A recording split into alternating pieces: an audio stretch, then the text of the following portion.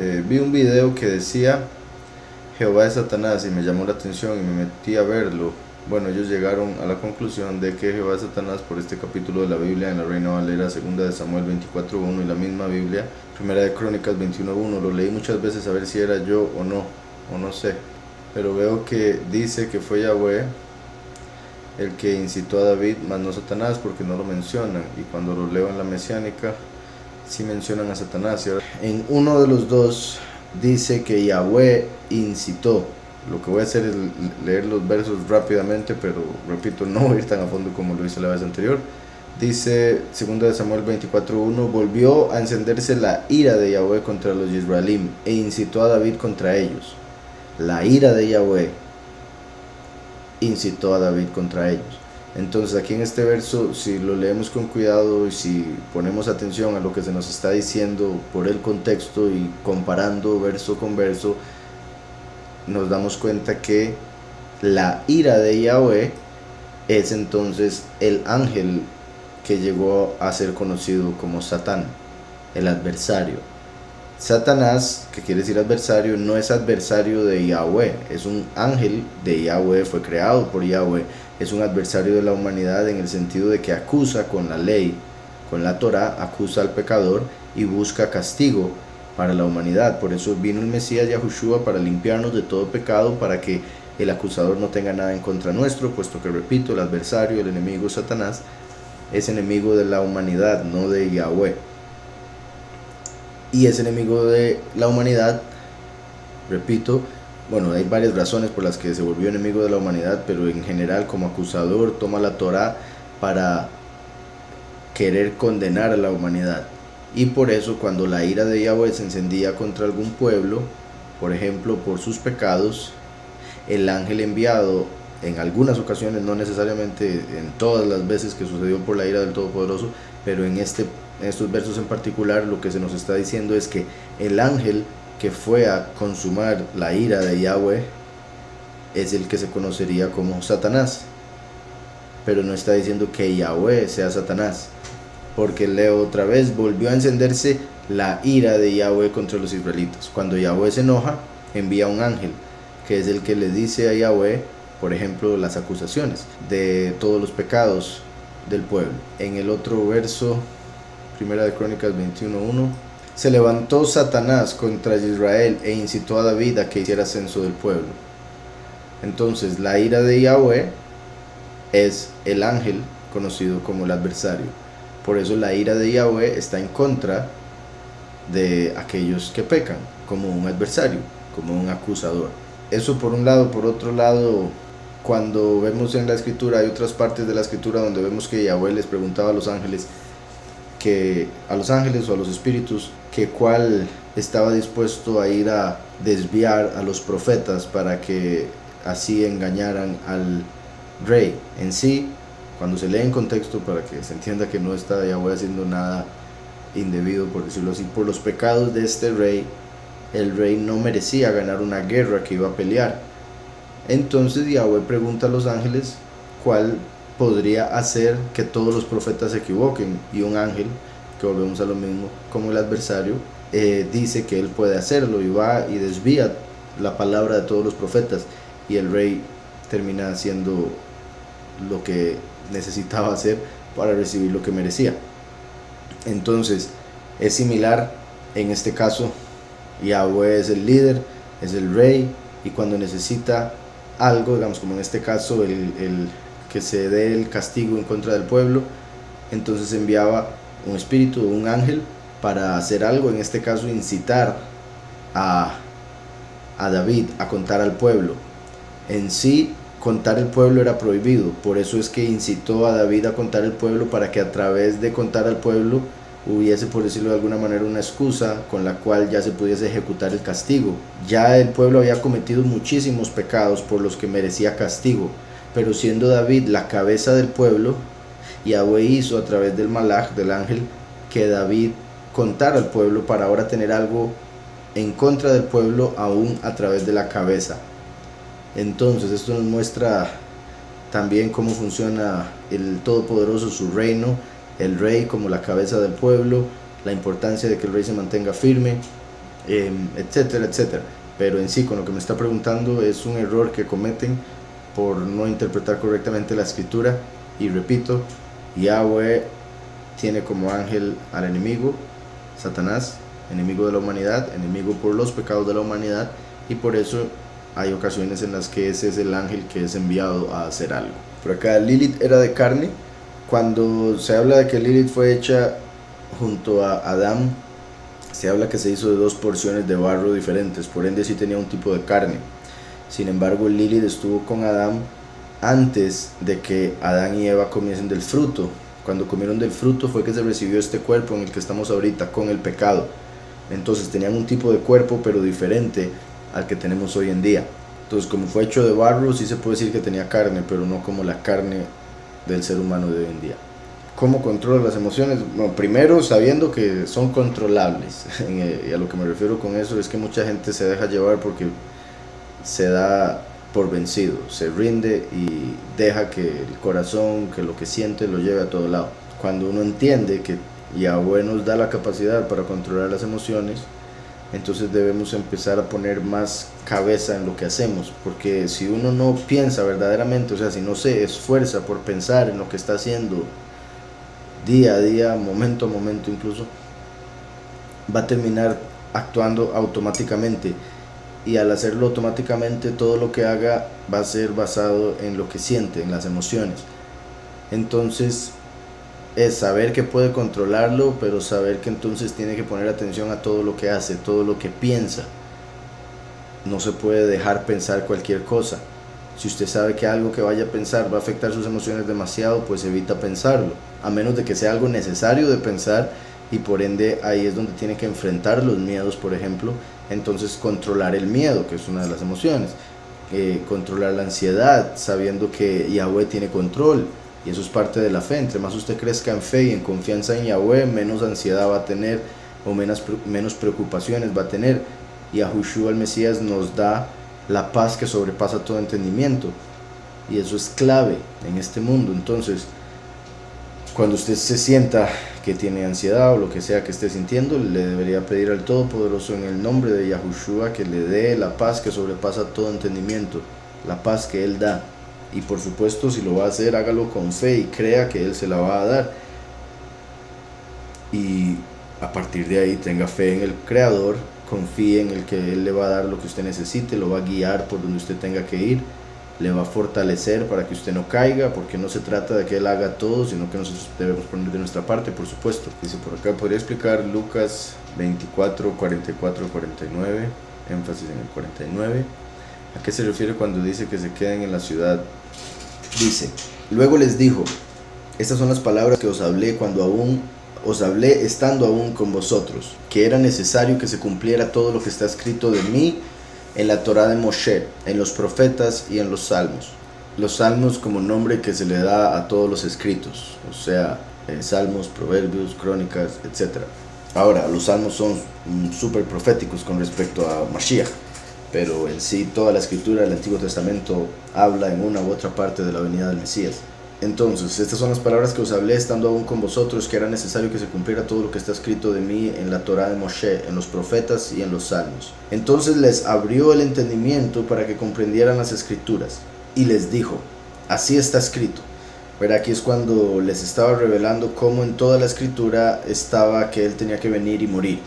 Pero nadie lo entendía, ni siquiera sus discípulos, ni siquiera durante todo el ministerio. Tanto así que cuando Yahushua les decía que Él iba a morir, ellos le decían que no, o no le entendían. Cuando muere se preocuparon, no entendían. Cuando ya resucita se sorprenden, no entendían. Y Tomás todavía no creía, dijo que tenía que tocarlo para poder creer que estaba vivo. Entonces Yahushua tuvo que mostrarles después cómo todo estaba profetizado, cómo todo estaba ahí. Por ejemplo, que en Salmos aparece que le harían huecos en sus manos y en sus pies, que repartirían sus ropas y tirarían suertes por su manto, que en los profetas obviamente que nacería de una virgen, que nacería en Betlehem, viviría en otro lado, que lo venderían por 30 piezas de plata en Zacarías. También, por supuesto, ¿verdad? En la Torá de Moshe, pero de otras maneras, como el hecho de que el sucesor de Moshe se llamaba literalmente Yahushua, se le dio ese nombre para que fuese una representación de Mashiach.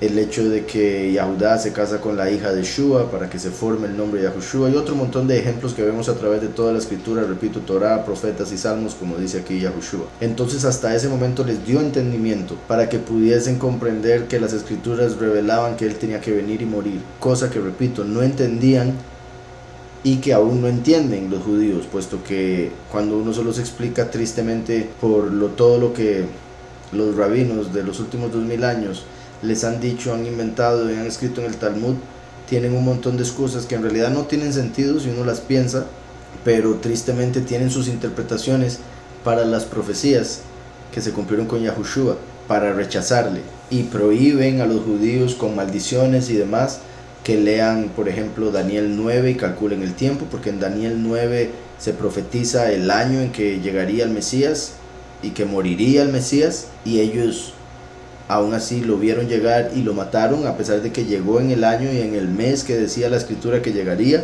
y literalmente lo mataron como decía la escritura que lo harían. También le dan otra interpretación a Isaías 53, la mayoría de los judíos ni siquiera lo ha leído, pero cuando lo leen le dan una interpretación que no tiene sentido si uno lo lee en contexto, todo el capítulo. Dice, les abrió el entendimiento para que comprendieran las escrituras y les dijo, así está escrito, y así fue necesario que Mashiach padeciera y resucitara de los muertos al tercer día, y que se predicara en su nombre el arrepentimiento y el perdón de pecados en todas las naciones, comenzando desde Jerusalén. Jerusalén, desde donde saldría la salvación, como vemos en la escritura en sí, de los Yahudim, pero los Yahudim reinaban sobre Jerusalén como la capital de Israel, por ende de ahí saldría hacia el mundo entero. También vemos que dice que se predicara en su nombre el arrepentimiento, o sea, que debemos predicar en el nombre de Yahushua, que la gente se arrepienta, o sea, la gente recibe el perdón al arrepentirse a través del nombre Yahushua, que murió por nuestros pecados. Después dice el 48, vosotros sois testigos de estas cosas, vosotros sois testigos de estas cosas. Ciertamente yo enviaré la promesa de mi Padre sobre vosotros, o sea, la Ruach HaKodesh, el Espíritu apartado, que descendió en Shavuot, unos cuantos días después de haberles dicho esto. Ciertamente yo enviaré la promesa de mi Padre sobre vosotros, pero quedaos vosotros en la ciudad de Jerusalén, hasta que seáis investidos de poder desde lo alto. Entonces les dijo, no se vayan de Jerusalén, porque viene la fiesta de Shavuot, y tienen que estar aquí porque va a venir la Ruach, y la Ruach les iba a dar poder para ir a predicar por todo lado, como lo vemos después en el libro de Hechos. Entonces, ciertamente yo enviaré la promesa de mi Padre sobre vosotros, pero quedaos vosotros en la ciudad de Jerusalén hasta que seáis investidos de poder desde lo alto. Curiosamente, este es el último capítulo de Lucas, y se habla de que Lucas escribió Hechos, y en Hechos se menciona cuando llegó el poder de lo alto a los discípulos. Espero haya quedado claro. En sí, la escritura nos dice que obviamente para aquellos que tienen la capacidad, y más que todo cuando el pueblo de Israel estaba en Israel y el reino en Jerusalén, que todo israelí, todo yahudí debía ir a Jerusalén 3 veces al año, donde sea que estuviese en el mundo, 3 veces al año debía ir a Jerusalén, durante la fiesta de Matzot, Shavuot y Sukkot. Entonces aquí habían terminado la fiesta de Matzot, pero faltaba 50 días, aquí ya un poco menos, pero desde Matzot, desde Bikurim, son 49 días que hay que contar para llegar a Shavuot. Entonces 1 mes y medio más o menos tenían que esperar, pero muchos iban a Matzot y después se iban para sus casas. Por eso Yahweh, Yahushua les dice, quédense en Jerusalén, no se vayan para ningún lado porque va a venir el Espíritu. Continúo, dice, los 2 testigos hacen ojo por ojo y diente por diente. Por ejemplo, Mashiach dijo, oren y tengan piedad por los enemigos, pero los testigos están juzgando y enjuiciando. Con respecto a los 2 testigos, no, los 2 testigos no, o sea, los 2 testigos siguen a Yahushua, dan testimonio de Yahushua, por ende están de acuerdo con lo que Yahushua dice, tanto así que están dispuestos a morir, como poniendo la otra mejilla. Sin embargo, los dos testigos vienen a dar el testimonio para que ya pueda haber una acusación en contra de los que se rebelan en contra de ese testimonio, los que se rebelan en contra de la doctrina de los dos testigos. No es como que los testigos van a andar matando gente, los testigos predican y la gente que rechaza la prédica eventualmente va a terminar siendo condenada, juzgada y demás, pero a través de las plagas y a través del juicio final. Entonces los dos testigos siguen a Mashiach y siguen la doctrina de Mashiach, por ende, como he hablado por acá, entenderían lo que es la ley de la misericordia por encima de la ley que condena, ¿verdad? Como la diferencia entre la Torá por la letra y la diferencia de la Torá por el espíritu. Quisiera saber qué piensas de los viajes astrales. Sí, sí considero que es real, sí se puede uno salir del cuerpo, si logra entrenar la mente como para lograrlo a través de meditación y relajación y cosas así. Se puede una persona salir de su cuerpo y tener una experiencia que se le llama viaje astral. Ahora, no considero que sea correcto, o sea, no considero que sea algo con lo que uno debería jugar.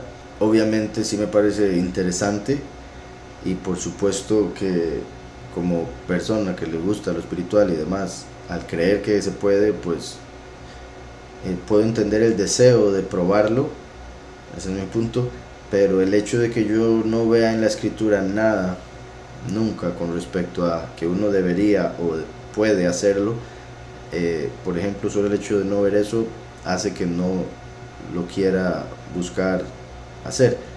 Además de eso, bueno, por ejemplo, cuando yo era niño, mi papá estaba estudiando de eso y hubo, bueno, un par de veces donde como que me llevaba así a través de un proceso de relajación y todo, como buscando eso cuando era niño, pero creo que nunca me salí del cuerpo, la verdad. Pero hubo un día que mi papá llegó después de haber estado estudiando eso, y mi papá siempre fue de leer la escritura también y todo eso. Entonces un día llegó y no sé qué habrá pasado, no sé qué habrá experimentado, no sé de qué se habrá dado cuenta, pero en sí lo vi muy preocupado y le pedí que si me podía así hacer eso de relajación, y me dijo que nunca más, que mejor no, y entre otras cosas porque al uno salirse del cuerpo es como dejar la casa vacía, disponible, y puede llegar y entrar algo si uno no está protegido, si uno no está purificado, etcétera, etcétera. Puede llegar algo y entrar en el cuerpo y llegar a afectarle, y cuando uno llega de vuelta al cuerpo encontrarse con algo que no quería. Entonces, por el hecho de que hay entidades espirituales en esas otras realidades que nos quieren afectar negativamente, creo que no es bueno dejar el cuerpo sin atender, ¿verdad? Entonces, espero con eso quede claro, hermano. ¿Por qué los cristianos dividen iglesia y pueblo? Hay varias razones, pero entre otras, por ejemplo, que al venir el Antiguo Testamento del hebreo y el Nuevo Testamento haberlo traducido del griego, la palabra, por ejemplo, del griego eclesia es de donde viene iglesia, y la palabra kahal es congregación y se usa en hebreo para referirse al pueblo, que es también am, pueblo, kahal, congregación. Como son dos palabras diferentes, los cristianos han llegado a pensar que son dos cosas diferentes. Y como en el Nuevo Pacto se habla de que se abren las puertas a los gentiles, entonces ellos han visto los gentiles creyentes como la eclesia y los judíos de carne como el pueblo o la congregación. Bueno, kahal, porque no lo llaman congregación, pero es una forma de decirlo. Entonces, por la diferencia que hay entre hebreo y griego, por el hecho de que se permitió entrar a los gentiles y ellos hacen una separación entre gentiles y judíos, cuando la escritura más bien hace una unión, quita, como dice la escritura, el muro de separación que habría entre los judíos y los gentiles, para que ahora podamos ser un pueblo. Sin embargo, en el cristianismo continúan con esa separación, como también la continúan en el judaísmo y en otras montón de doctrinas. ¿Por qué los cristianos dividen iglesia y pueblo escogido? ¿En qué se basan que están tan seguros? Sí, en eso principalmente. Dice que si algunos apóstatas se arrepienten de haber dado doctrina falsa, ¿sería prudente que se arrodillen ante los dos testigos clamando por misericordia? Pues no es necesario. O sea, no creo que sería como que vayan a ser castigados por hacerlo, pero no es algo que sea necesario. O sea, mi punto es, no dudo que Yahweh podría permitirlo por el honor que Yahweh le da tanto a Mashiach como a los dos testigos y quedará eventualmente en el reino. Entonces no sería como que algo que llegue a traer castigo, pero no creo que sea algo necesario. Sin embargo, cada persona obviamente responde a esos sentimientos de diferente forma. Ahora bien, repito, si algunos apóstatas se arrepienten de haber dado doctrina falsa, sería prudente que se arrodillen ante los dos testigos clamando por misericordia. Okay. Sí, creo que ya lo respondí con eso. Y como digo, no sería necesario, pero depende de la persona, lo que crea, lo que sienta, que tal vez lo lleve a hacer eso. Dice, ¿qué opinas de las supuestas abducciones de los aliens? Sí, opino que sí sucede. No creo que todas las personas que dicen haber sido llevadas han sido llevadas. Algunas quizá tuvieron un sueño, algunas de fijo lo inventaron para hacerse fama, pero sí creo que algunas historias son reales. En algunas hay evidencia, ya sea una mujer que estaba embarazada, después dejó de estar embarazada porque le pusieron un bebé y después se lo quitaron en una de esas veces que se la llevaron. Otros que se encuentran chips adentro, cosas que se tienen que sacar porque se los habían implantado cuando se los llevaron, y historias de historias. Entonces sí considero que sucede, y parte de las razones es, digamos, lo que estaba diciendo ahora con respecto a que la venida del Hijo del Hombre sería como los días de Noé. Los días de Noé los ángeles se llevaban personas, o más bien descendían y tenían relaciones sexuales con las mujeres para tener hijos. Ahora, no necesariamente tenían que tener relaciones sexuales físicas como uno se las imaginaría, sino que podrían utilizar sus genes y mezclarlos de alguna manera, como hoy en día pueden hacer en un laboratorio. En ese tiempo los ángeles podrían, con la tecnología que tienen, el conocimiento que tienen principalmente, mezclar su ser con la genética humana. Y por eso es que en Génesis vemos que vieron a las mujeres como aptas para hacer eso, porque ellos querían tener descendencia en este mundo, y la mujer tiene aquello que ellos necesitaban para poder tener hijos en esta realidad. Entonces utilizaron a la mujer y de ahí vinieron esos híbridos. Entonces hoy en día, y ya por décadas, los ángeles caídos se cree que se han estado llevando personas para poder crear una raza de personas que no sean humanas, pero que parezcan humanos, para ellos poder estar entre nosotros sin que nos demos cuenta, y por eso es que se cree que han estado haciéndolo por décadas. O sea, esa sería una de las razones por las que lo han venido haciendo, para crear híbridos como en el tiempo de Noé.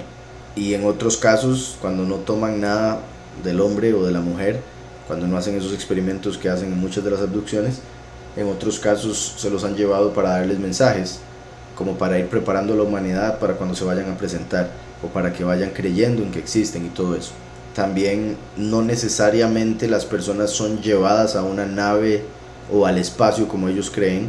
Todo puede pasar en el mismo lugar donde están, en la cama, simplemente a través de una visión que le ponen en su cabeza. Así como un sueño se siente 100% real, igualmente una de esas manifestaciones podría ser en la mente sin que se den cuenta. Sin salir de la casa, podrían en su mente salir al espacio y sentirlo tan real como cualquier otra cosa. Entonces, no dudo que muchas de esas abducciones, no sé si todas, pero no dudo que muchas de las abducciones, también por lo que he leído, sucedan así, en el mismo lugar. Sin embargo, le producen a la persona una realidad en la cabeza que llega a ver como que está en el espacio, o está en otro planeta, o está en una nave, etcétera, etcétera. Entonces, ¿qué opinas de las supuestas abducciones de los aliens? Y bueno, sí, como digo, hay historias bastante convincentes, historias que se han confirmado como reales.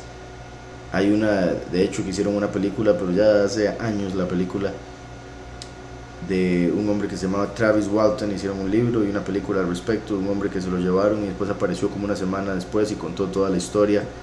Ese sí, al parecer, sí anduvo en algún aparato, en algún vehículo, donde le hicieron varios experimentos. Una historia muy interesante, pero esa es una muy antigua. Repito, hay un montón de historias más hoy en día que uno puede encontrar ahí por internet, como esas que he mencionado, de mujeres que se las llevan y de repente aparecen embarazadas.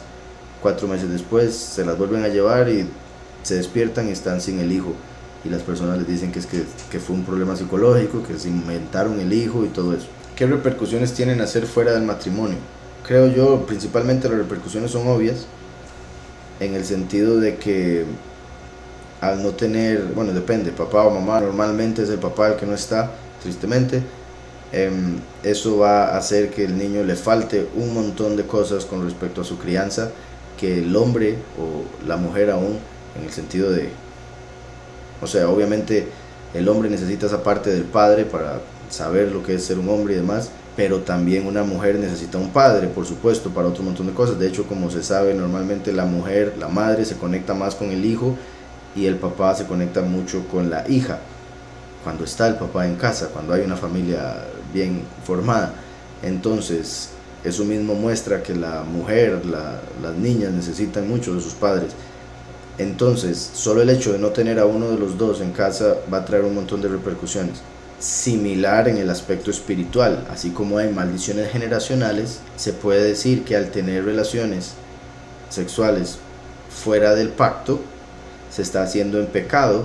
Entonces al venir un niño a través de un pecado, ya viene como con una cadena.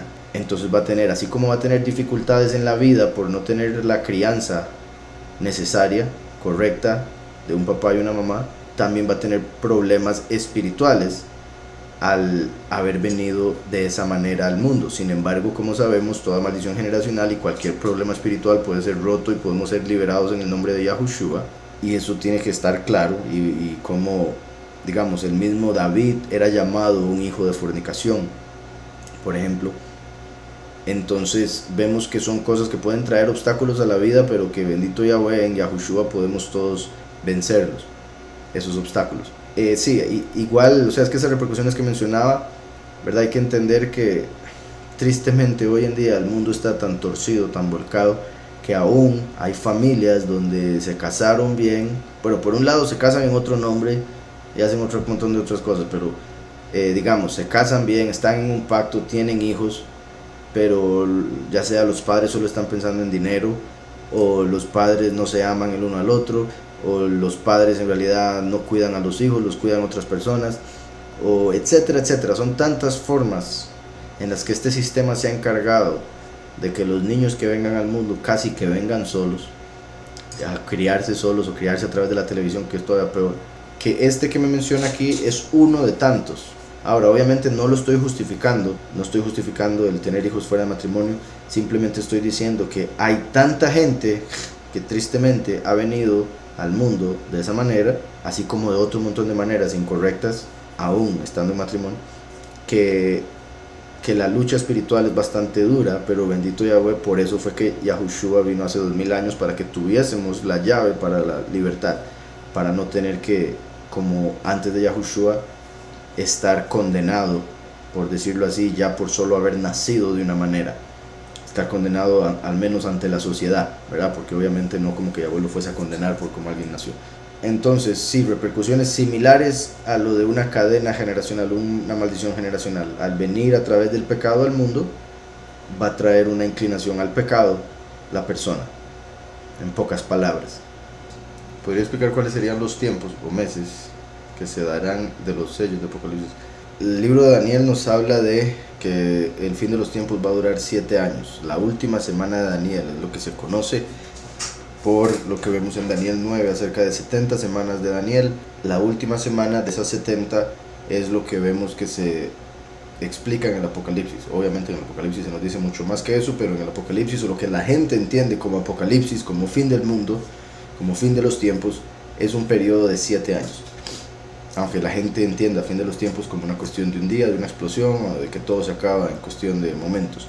Pero mi punto es, el libro de Apocalipsis nos habla de estos 7 años y mucho más.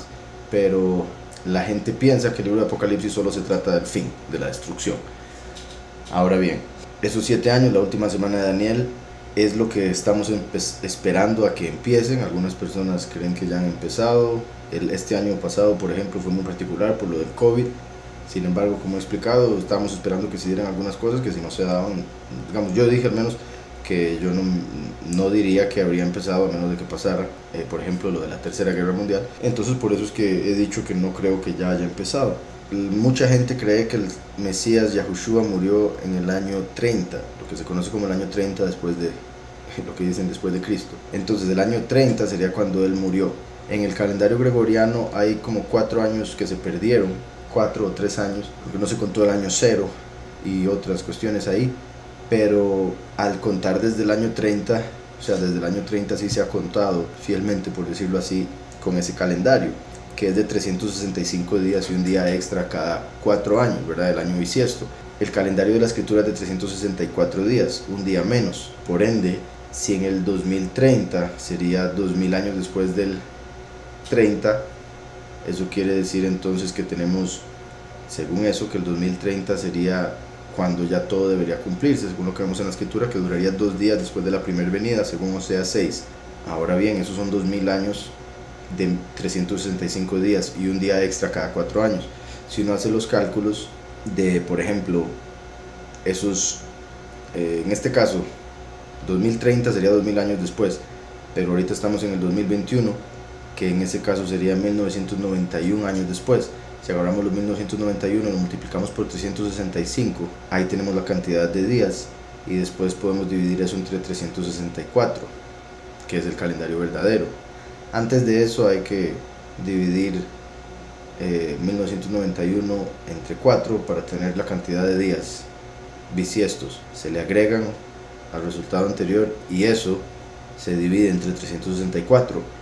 Eso nos lleva a que al inicio de este año 2021 habríamos entrado en el año en cuestión de 364 días, o sea, cuenta de 364 días, habría sido en sí el 97.83, o sea, desde Adán 5997 o desde Yahushua, la muerte de Yahushua, 1997.83. Y si vemos viendo lo de los decimales para ver cuánto representan esos decimales, esos serían 10 meses. Entonces eso quiere decir que estaría por finalizar el 97, y como sabemos el verdadero calendario empieza ahora en marzo, a finales de marzo. Eso muestra entonces que el que empezaría posiblemente, según este cálculo, sería el 98. Una de las razones por las que yo había explicado las posibilidades de que empezara el año pasado es que pudiese ser el 97, o sea que fuera 3 años antes del año 6000. Y sé que esto tal vez pueda ser un poco complicado para algunos que no siguen los estudios, pero en resumen, el sexto sello sucede durante un jubileo. Ese jubileo será el año 6000. Diferentes cálculos que había hecho antes y ahora escribiendo el capítulo nuevo del libro que voy a publicar muy pronto en la página, que pueden seguir los del camino.net. Antes, por un error de números, repito, pensaba que empezaría todo 3 años antes del jubileo. Sin embargo, al ver las plagas, cómo se cumplirían, no tiene tanto sentido, sino sería más que empiece 2 años antes del jubileo. Por ende sería en el 98, y eso quiere decir que si ese cálculo está bien hecho y todo lo demás, entonces este año en el que estamos por entrar en el calendario verdadero, el primer día sería el 24 de marzo de este año que viene. En ese año sería el 98 y muy posiblemente el inicio del ministerio de los 2 testigos. Tras de eso, un hermano me envió un video, no sé si será real lo que se dice al respecto, pero de que se está haciendo una construcción en el monte Sión en Israel, y se dice que sería el templo, que ya lo estarían construyendo, lo cual sería parte también de las cosas que se darían durante el primer año, claro, a finales del año, pero durante el primer año de los últimos 7. Entonces le digo todo eso porque podría empezar este año. Para eso hay que esperar si al final del año se da la Tercera Guerra Mundial, y quizá la Tercera Guerra Mundial sea la respuesta a construir el templo, que como dicen algunos ya lo están haciendo. Y repito, me enviaron un video donde vi máquinas de construir y todo cerrado de noche, muy sospechoso. Ahora bien, volviendo a su pregunta, o sea, toda esa explicación es porque todo podría empezar este año. Si todo empieza este año, entonces para finales del año 2021 habría guerra y ya habría por allá en Israel sacrificios hechos por los judíos, si es que se aplica eso así por la letra. Entonces, ahora en lo que respecta a los meses con el calendario verdadero, en la escritura en Apocalipsis vemos que hay 4 criaturas que rodean el trono de Yahweh. El león es la que se menciona de primero, la criatura que se menciona de primero. Después es el león, entonces, el que anuncia el primer sello.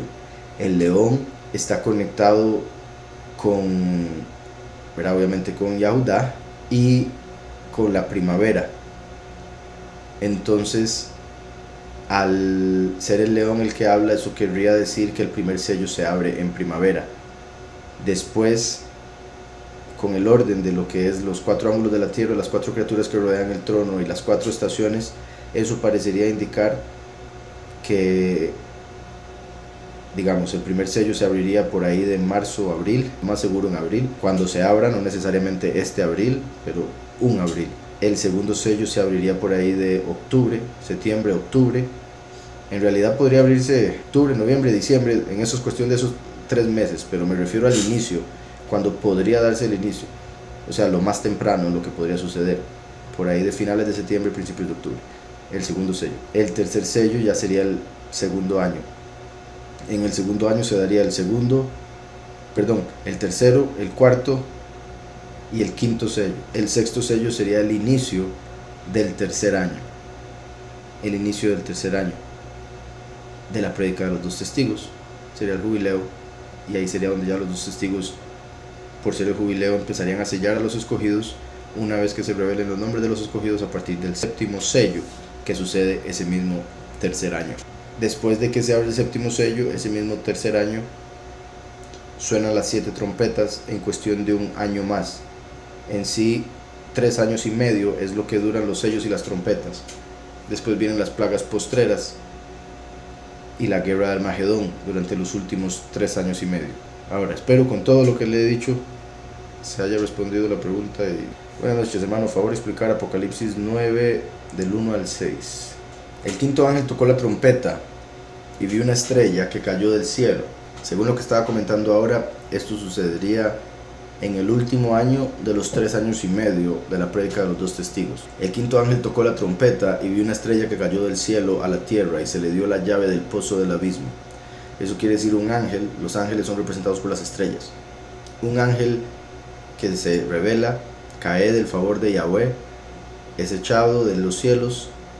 Al venir a la tierra va a abrir el pozo del abismo. Se cree que este ángel va a dar conocimiento, o ya ha dado conocimiento, o está dando, a los hombres que están trabajando en este momento en el colisionador de partículas, por ejemplo. Se cree que el colisionador de partículas es tecnología que los seres humanos han hecho con conocimiento que se les está dando para poder terminar de abrir una puerta para que varias entidades que han estado encerradas por varios milenios puedan entrar a esta realidad y destruir este mundo. Entonces hay varios científicos, o sea, es muy posible que así vaya a ser, que están trabajando ahí en el colisionador de partículas en CERN para abrir una puerta dimensional. Bueno, ¿verdad? Dicen para encontrar la partícula de Dios, es como lo llaman, lo que dicen, pero a través de esas explosiones que hacen pueden abrir puertas, y esperan ya sea abrir puertas a otra dimensión, poder enviar mensajes a otra realidad, a entidades, pasar ellos a otra realidad, o que algo de otra realidad pase a esta realidad. Y eso lo han dicho ya personas que trabajan ahí, y otros creen que están buscando viajar más bien en el tiempo, ya sea poder viajar en el tiempo o viajar a otras dimensiones. Y por todas esas cosas que se han dicho con respecto a CERN, se cree que es este verso lo que van a cumplir. O sea, por lo que los científicos del colisionador de partículas dicen con respecto a lo que esperan de esa máquina, por esas cosas es que muchos creen, y yo me considero uno de ellos, que este verso, esta trompeta, se puede cumplir ahí de una manera que no sea tan mística como mucha gente se imagina este capítulo. O sea, que el ángel descienda, les dé conocimiento, y ellos a través de la tecnología abran una puerta y entren a esta realidad un montón de espíritus que ahorita no pueden entrar, no pueden atacarnos, pero el mismo hombre les va a abrir la puerta con conocimiento que les da un ángel, como ya en muchas otras ocasiones en el pasado, ángeles caídos han dado conocimiento a líderes para que controlen a otras personas, por ejemplo, controlen, ¿verdad?, la humanidad en sí. Entonces, dice, el quinto ángel, el quinto malaj, tocó la trompeta y vi una estrella que cayó del cielo a la tierra, y se le dio la llave del pozo del abismo. Abrió el pozo del abismo, y del pozo subió humo como humo de un gran horno. En sí, el abismo viene siendo la peor parte del infierno, y sería donde están los ángeles caídos o parte de ellos al menos, del tiempo de Noé. Humo de un gran horno, y el sol y el aire se oscurecieron por el humo del pozo. Del humo salieron langostas sobre la tierra, y se les dio poder como el poder que tienen los escorpiones de la tierra. Esto aquí vemos que dice langostas, pero dice que tienen poder como escorpiones. Con solo eso ya entendemos que no son langostas, no son escorpiones, porque dice salieron langostas sobre la tierra y se les dio poder como el poder que tienen los escorpiones de la tierra. Las langostas son los animales que se manifestaron, los insectos que se manifestaron en una de las plagas de Egipto, por ende representan plaga como las de Egipto. Ahora, las langostas, la forma en que trabajan, que destruyen todo un plantío, es como un ejército. Todos se comen todo, no dejan nada a su paso. Entonces esa idea de cómo una plaga de langostas puede acabar con todo es a lo que se refiere Yahu Hanan cuando menciona langostas. La forma también en que muy posiblemente los vio salir del abismo volando por montones, estas entidades, pero tienen un poder como el escorpión. El escorpión en la escritura se conecta con los demonios, y el escorpión tiene el aguijón con el que pica al hombre y le provoca un dolor inmenso. Entonces por eso es que menciona a los escorpiones, porque estas entidades van a tener la capacidad de provocarle dolor a la humanidad, a aquellos que puedan dañar. Del humo salieron langostas sobre la tierra, y se les dio poder como el poder que tienen los escorpiones de la tierra. Se les mandó que no dañaran la hierba de la tierra, ni cosa verde alguna, ni ningún árbol.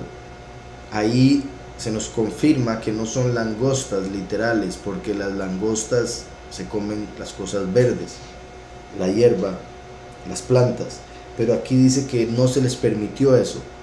Eso quiere decir que no vienen a eso, vienen a atacar a los seres humanos, no a la naturaleza, no a la creación, sino solamente dice entonces, se les mandó que no dañaran la hierba de la tierra, ni cosa verde alguna, ni ningún árbol, sino solamente a los hombres que no tuvieran el sello del poderoso vivo en sus frentes. En el capítulo 7 de Apocalipsis se van a soltar a los 4 ángeles de los 4 ángulos de la tierra, pero sale un ángel en medio de ellos y les dice que no destruyan los árboles, ni el mar, ni la tierra, hasta que sean sellados los siervos de Yahweh con el sello del poderoso vivo. En Apocalipsis 14 vemos que el sello es el nombre del Padre y del Hijo. Eso lo hace el ángel en Apocalipsis 7. En Apocalipsis 8 vemos donde viene el séptimo sello y empiezan a sonar las primeras 4 trompetas. En el 8 el séptimo sello se abre del pergamino del libro de la vida, por ende ya se revelan los nombres, y a partir de ahí ya empiezan a ser sellados los escogidos, después de que el ángel había dicho no toquen nada hasta que sean sellados. A partir de que empiezan las trompetas a sonar, son sellados los escogidos, y por eso ahora aquí en esta quinta trompeta, donde sale un ejército de entidades que van a provocarle un dolor muy grande a una gran parte de la humanidad, ya los 144,000 tienen que estar sellados, puesto que dice, sino solamente a los hombres que no tuvieran el sello del poderoso vivo en sus frentes, pero no se les permitió que los mataran, sino que los atormentaran 5 meses. Estas entidades van a atormentar a las personas por 5 meses. No van a poder matarlos, no van a tener permiso de matar a esas personas, sino solo de torturarlos. Pero no se les permitió que los mataran, sino que los atormentaran 5 meses, y su tormento era como el tormento del escorpión. Como dije, y bueno, yo nunca he sido picado por un escorpión, pero según he escuchado es un dolor fortísimo. Entonces es a eso a lo que se refiere, el dolor tan grande que provoca. Imagino que se siente como que se va a morir, pero el punto aquí es que van a sentir un dolor inimaginable, tanto así que van a buscar la muerte, como la misma escritura aquí lo dice. Su tormento era como el tormento del escorpión cuando hiere al hombre. En aquellos días los hombres buscarán la muerte, pero no la hallarán. Ansiarán morir, pero la muerte huirá de ellos. Entonces, la gente que vaya a ser picada o inyectada con este veneno que le van a poner estas entidades que son como escorpiones, esa gente va a sufrir por 5 meses, van a tener dolores inmensos, tanto así que algunos de ellos van a buscar suicidarse, pero no van a poder morir, posiblemente por aquello que se inyecta. Bueno, que les pusieron, aquello que estas entidades les pusieron como veneno. Ese veneno no les va a permitir morirse. Una de las cosas que he mencionado en otros momentos es que posiblemente ya para este tiempo lo de la marca de la bestia va a empezar a estar más avanzado, la gente va a estar escuchando más al respecto, siendo más programada con todo eso. Es posible que, bueno, y lo menciono principalmente, quiero dejar claro, por el hecho de que ya es para el final de las trompetas y por el hecho de que dice que la gente va a buscar morir y no va a poder, la muerte va a huir de ellos. Se puede ver como que algunas personas quizás se vayan a poner algo que consideren que les va a dar vida, pero les va a dar vida en la carne y por ende no van a poder morir cuando quieren, puesto que el tener vida no quiere decir no sufrir o no sentir dolor. Entonces quizá algo que entre en su organismo que haga que su carne no pueda morir, pero sí les va a producir muchísimo dolor, agonía, por 5 meses al menos, según lo que vemos acá. Y puede ser 5 meses hasta que se terminen de cumplir las trompetas y ya sea que mueran o entren al momento de la condena de las plagas postreras. Entonces en aquellos días los hombres buscarán la muerte pero no la hallarán. Otra cosa interesante aquí es que esto es en las trompetas que vienen después de los sellos. En el cuarto sello vemos que el caballo, el que lo monta, es la muerte y lo sigue el Seol. Entonces si la muerte misma se va a manifestar sobre la tierra, se podría decir, y el Seol, que es a donde van los muertos, viene detrás de la muerte a la tierra, se podría decir que en este caso estas personas no van a poder morir porque no van a tener a dónde ir, puesto que ya este mundo va a ser para esas personas una realidad similar al infierno, similar. En aquellos días los hombres buscarán la muerte, pero no la hallarán, ansiarán morir, pero la muerte huirá de ellos. ¿Qué explicación hay para una persona que dice que leer y seguir el Antiguo Testamento es ser legalista? Bueno, por un lado, Yahushua dijo, yo no vine a destruir o abolir la Torá, yo vine a cumplir. Si Yahushua no vino a abolirla y él vino a cumplirla, quiere decir que debemos leerla, seguirla, conocerla. De hecho, además de lo que se conoce como evangelios y quizá el Apocalipsis, el resto del Nuevo Pacto son cartas en su mayoría, enviadas entre apóstoles y a iglesias, lo cual se convirtió en escritura porque se reconoce que vino del Espíritu una vez que se lee y se compara con el resto del Antiguo Testamento. Pero cuando los apóstoles estaban escribiendo esas cartas, cuando los apóstoles estaban escribiendo todo lo que escribían y ellos decían las escrituras y mencionaban las escrituras y hablaban de las escrituras, se referían no a sus propios escritos, se referían a la Torá, a los profetas y a los escritos que son los salmos y proverbios, Eclesiastés, crónicas, reyes, etcétera, jueces, por ejemplo, Esther, Ruth. Entonces, una persona que diga eso es porque no entiende lo que es la escritura, no entiende cómo funciona y no entiende que, repito, cuando se escribió el Nuevo Testamento, lo único que tenían para leer y entender aquello que iban a llegar a escribir era el Antiguo Testamento, y que cuando los apóstoles, Pablo y demás escribían las escrituras entre sus cartas se referían al Antiguo Testamento.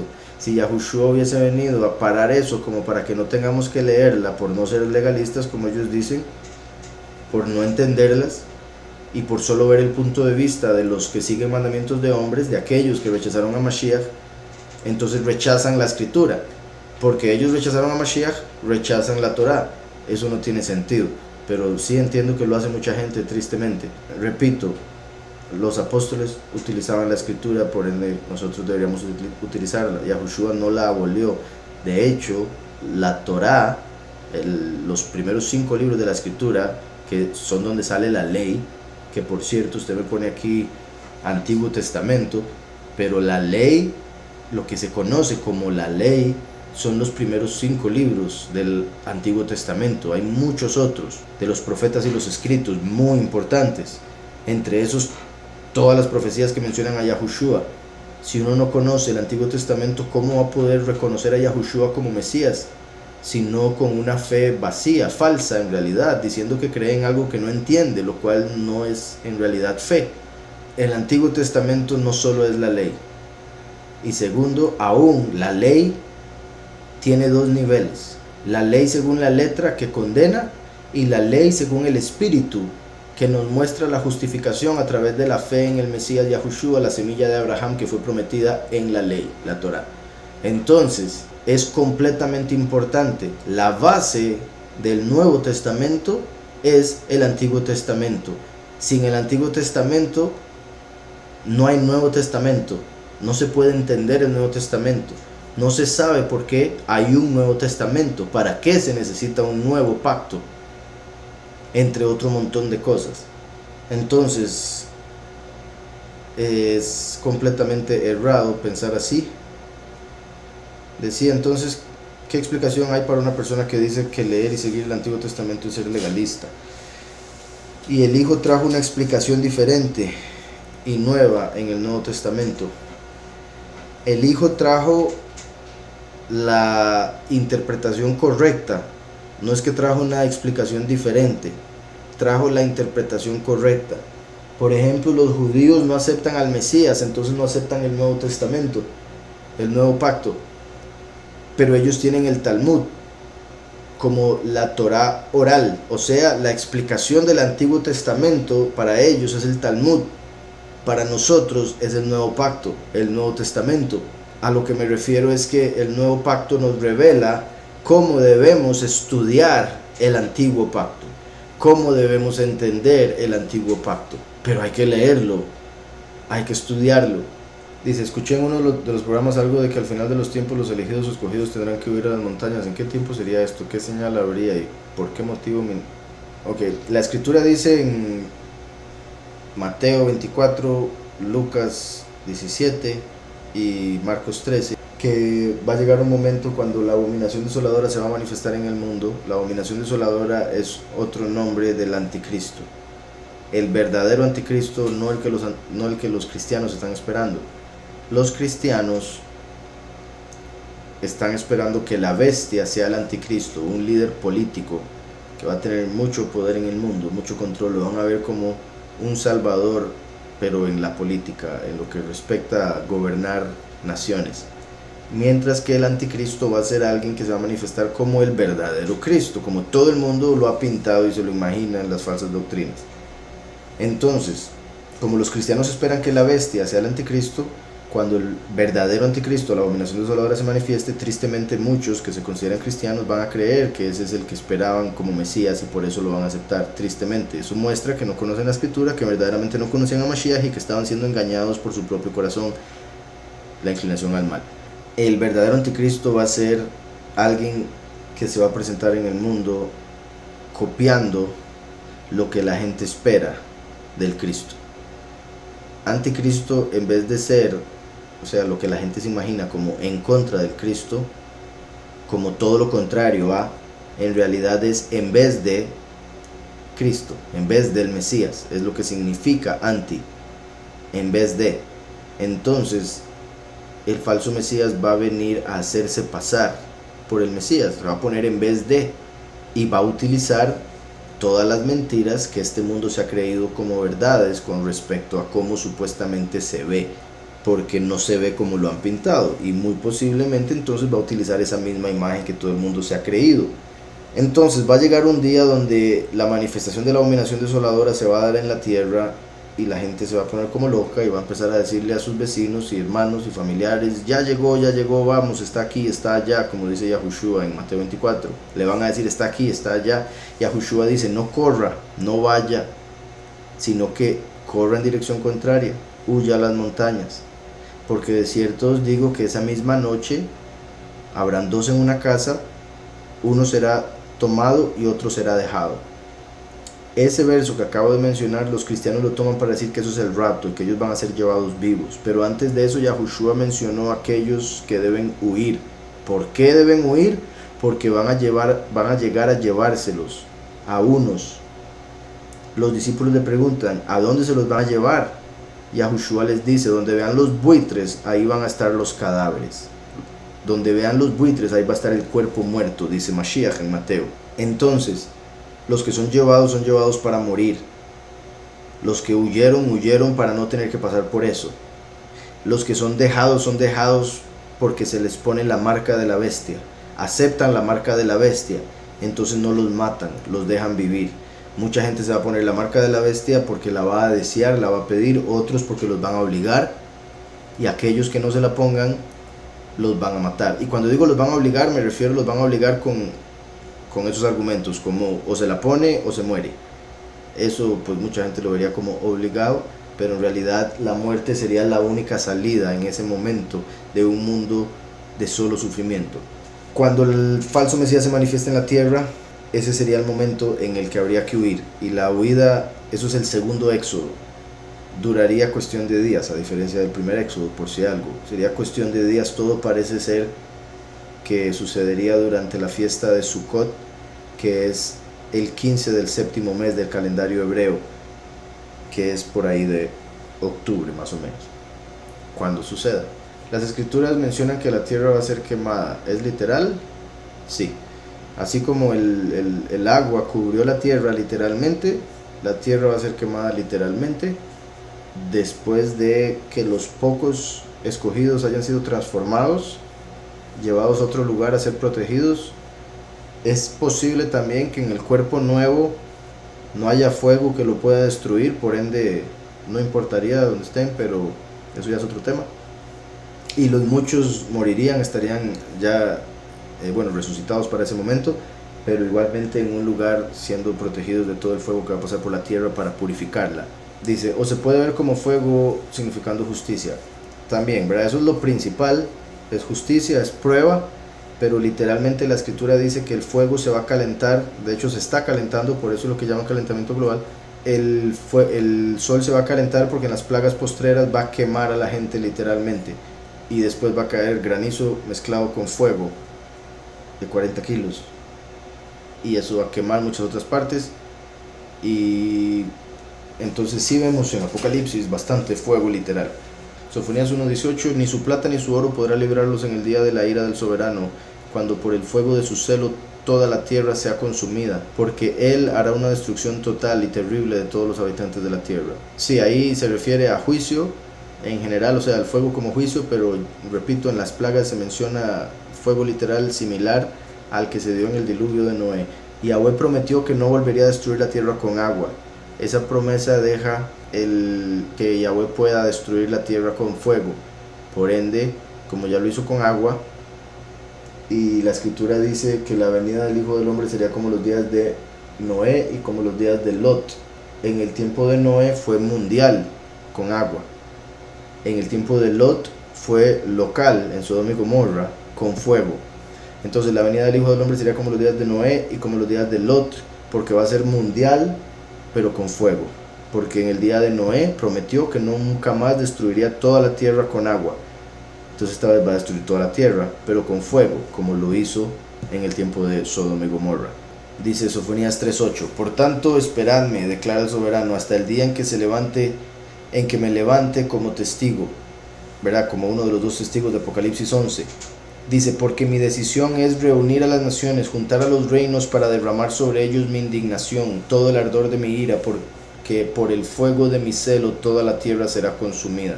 También, ¿verdad? Como el último viene como el fuego consumidor y de su boca sale fuego, y ese fuego es espiritual, se refiere como la prédica va a consumir a las personas. Las naciones se van a reunir para destruirlo a él, así como se van a reunir para destruir Israel, puesto que él es la representación de Israel en persona, por ende van a ser ambas. Entonces Yahweh los va a reunir en ese momento a través del odio que van a tener por el testigo y por los dos testigos y por Israel, la tierra, por el Padre Todopoderoso. Entonces Yahweh va a aprovechar ese momento en el que van a hacer esa rebelión tan grande como para destruirlos ya completamente. Segunda de Pedro 3:11 dice, puesto que todas estas cosas han de ser destruidas de esta manera, ¿qué clase de personas no debéis ser vosotros en apartada conducta y piedad? Exacto. Todo lo que es físico, todo lo que es material, todo lo que es de este tiempo, de esta realidad, va a desaparecer. Yahweh va a hacer algo completamente nuevo. Ya sea que transforme la materia que existe ahorita a través del fuego, o que cree otro tipo de materia al hacer ese nuevo cielo y nueva tierra. Segunda de Pedro 3:12, esperando y apresurando la venida del día de Elohim, en el cual los cielos serán destruidos por fuego. Yahweh dijo que esta vez no solo va a sacudir la tierra como lo hizo en el tiempo de Noé, sino que esta vez va a sacudir cielos y tierra. Eso quiere decir que así como en el tiempo de Noé destruyó toda la humanidad, excepto por Noé, su familia y los animales que iban en el arca, ahora Yahweh no solo va a destruir toda la humanidad, sino todos los ángeles de los cielos. No solo va a destruir la tierra, sino también los cielos. Por eso, así como en el arca estaba Noé, su familia y los animales, a través del último entrarán su familia, como los pocos y muchos, y los malachim, de los cuales vienen las imágenes de los animales. Unos malachim, que quede claro, los que se sujetaron a Yahweh a través de Mashiach, puesto que, como está escrito, los ángeles no fueron sujetos al mundo por venir, a ese mundo nuevo. Por ende, la única forma de entrar a ese mundo nuevo es a través del arca de Noé. Y el arca de Noé, se puede decir, es Yahushua, el que nos cubre, el que nos protege del castigo. Esperando y apresurando la venida del día de Elohim, en el cual los cielos serán destruidos por fuego, y los elementos se fundirán con intenso calor. Los mismos elementos, la tierra, el fuego mismo, ¿verdad? Los elementos de esta realidad material va a ser consumida por un fuego más elevado, por un fuego celestial, para poder traer algo nuevo. Espero eso ya quedó claro. ¿Qué beneficio tiene para uno aprender sobre cábala hebrea, ponerla en práctica para el hombre o mujer? Ponerla en práctica, ¿como en qué sentido? No sé, como a qué se refieren poner en práctica cábala, porque hay personas que utilizan cábala para tratar de, o sea, casi que como lo que se llamaría brujería o hechicería, para tratar de manipular la naturaleza, para tratar de manipular esta creación, esta realidad, casi que haciendo trampa, que es a lo que llamo brujería, hechicería, como hacer trampa en este mundo, y por eso es prohibido por el Todopoderoso. Ahora, si me está hablando del conocimiento que se puede adquirir a través de libros que son conocidos como los libros de la cábala, pues me parece que el conocimiento es muy poderoso, muy bueno. La escritura dice examinarlo todo, tomar lo bueno, desechar lo malo, y lo que he estudiado de cábala me ha ayudado a confirmar una y otra vez que Yahushua es el Mesías. Me ha ayudado a entender algunas de las formas en las que Yahweh trabaja en esta realidad, a través de diferentes mecanismos, o a través de separar los atributos del Todopoderoso, como lo hacen en el árbol de la vida, por ejemplo. Todas esas cosas, o sea, me parece que es conocimiento muy bueno para confirmar lo que se aprende en la escritura, para entenderlo a una manera más profunda, poder entender que la escritura va más allá de lo que uno se imaginaba. Pero lo que uno, digamos, tiene que poner en práctica es cumplir los mandamientos de Yahweh, hacer misericordia, ser justo, amar al prójimo como uno mismo, etc. Entonces no sé exactamente cómo a qué se refiere con poner en práctica cosas de cábala, porque las cosas que he visto de cábala, que ya se refieren a hacer cosas, o que la gente piensa que debería hacer, o que, no sé, o que eso es cábala, sí creo que se cae en cosas que no, como la Madonna y esas cosas que supuestamente practican cábala. Apocalipsis 6, verso 2. ¿A quién se refiere? ¿Quién es el primer caballo? ¿Cómo se podría explicar? Que como he explicado muchas veces, bueno, por si algo, este capítulo ya está grabado. Este es un tema bastante complicado. En realidad es simple, pero es complicado porque en el cristianismo lo enseñan completamente diferente, completamente contrario a cómo se debería interpretar.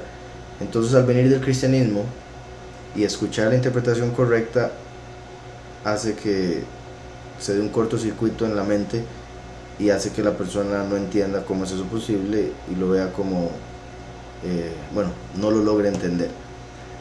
Entonces, en el cristianismo se dice que esto es el anticristo, lo cual no tiene sentido por muchas razones. Como ya dije, en el canal nuestro, El Camino de Yahweh, pueden ir a YouTube, El Camino de YHWH, canal, ahí nos va a encontrar, puede suscribirse al canal, puede ver el estudio de Apocalipsis 6, donde explico esto a fondo. También puede ir a losdelcamino.net, la página nuestra oficial, losdelcamino.net, e ir a los videos y ver Apocalipsis 6. Ahora, me dijo solo Apocalipsis 6.2, dice: miré y vi un caballo blanco. En la escritura se interpreta a sí misma. En la escritura vemos que los caballos representan guerra, punto. Dice blanco. En la escritura el color blanco representa pureza, limpieza, como estar limpio de pecado, como ser puro espiritualmente hablando. Miré y vi un caballo blanco, o sea, se refiere a que se manifiesta una guerra espiritual, se manifiesta una batalla por la verdad. El que lo montaba, dice el verso, el que lo montaba tenía un arco. Yahushua se manifestó como la espada. aquí la segunda manifestación de Yahweh en la tierra es como un arco. Primero y último, dice Yahweh ser en Isaías: yo soy el primero, yo soy el último, yo soy el primero y yo mismo seré con los últimos. Entonces, en los últimos tiempos, cuando estuviera la última generación, se manifestaría nuevamente. Pero antes se manifestó como la espada, porque es la palabra, es la espada de doble filo que sale de la boca del último, la palabra de Yahweh, puesto que el último es la voz. Con la voz usted puede mandar la palabra lejos. Por eso el último viene con un arco, porque manda la prédica lejos a todas las naciones, mientras que cuando Yahushua vino, predicó de cerca a todas las personas, porque no había la tecnología que hay hoy en día. Entonces, como la espada que se necesita para pelear de cerca, el arco para pelear de largo. En la escritura vemos que el arco lo usaba también Jacob y otros grandes líderes de Israel, no solo la espada. El arco representa el predicar a las naciones de largo, enviar la prédica, porque es la voz, como la voz envía la palabra. Para poder leer una palabra se tiene que estar cerca del libro, o al menos la letra tiene que estar suficientemente grande como para poder uno verla, por ende se necesita cercanía, ese es mi punto, igual que con la espada. Curiosamente, Torah viene de el verbo yará, que quiere decir él tiró o él instruyó. Por ende, Torah es la instrucción o el tiro, lo que debemos nosotros apuntar a cumplir. Por eso pecado también se traduce como fallar el blanco, porque la Torah se conecta con tirar del arco. Dar en el blanco es cumplir la Torah, fallar el blanco es pecar. Entonces el último viene como el testigo, como Moshe, quien dio la Torah. Moshe dio la Torah. El último viene a explicarla a través del espíritu de Yahushua, el espíritu de verdad. Por eso viene tirando la instrucción como con un arco, porque la Torah misma se tira en el sentido de la enseñanza, como la semilla se esparce para dar fruto.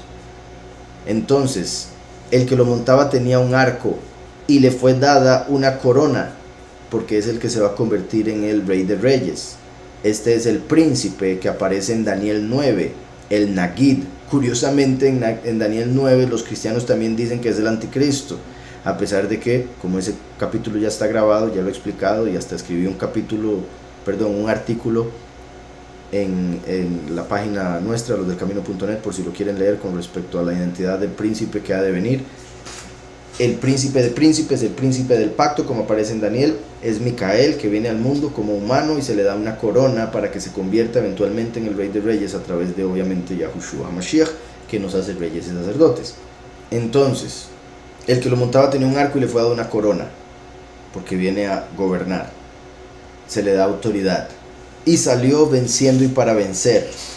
Los cristianos dicen que esto es el anticristo, lo cual no tiene sentido, porque si sale venciendo y para vencer, eso quiere decir que ganaría. Y si el anticristo va a ganar, entonces ¿para qué se escribió todo esto y qué estamos haciendo? No tiene sentido. Sale venciendo y para vencer, eso quiere decir que él va a ser el vencedor. ¿Cuál vencedor? Al que se refiere, por ejemplo, Apocalipsis 2 y 3, cuando Yahweh dice: al vencedor le daré la estrella de la mañana, al vencedor lo convertiré en una columna en el templo de mi poderoso. Igual al vencedor que fue profetizado en Números 24, de Jacob saldrá el vencedor. Entonces ahora la escritura nos dice: sale venciendo y para vencer, convertirse en el vencedor. El vencedor es a quien Yahweh le da la autoridad, la corona, a través de Yahushua, para que se convierta en el líder verdadero del mundo, en contraste al falso líder del mundo, que va a ser la primer bestia de Apocalipsis 13. Yahushua es el sumo sacerdote, el Mesías, en contraste a la abominación desoladora que van a poner en el mundo, como si fuera Dios en la tierra, como lo van a ver. Ahí creo que sí cierra: salió venciendo y para vencer.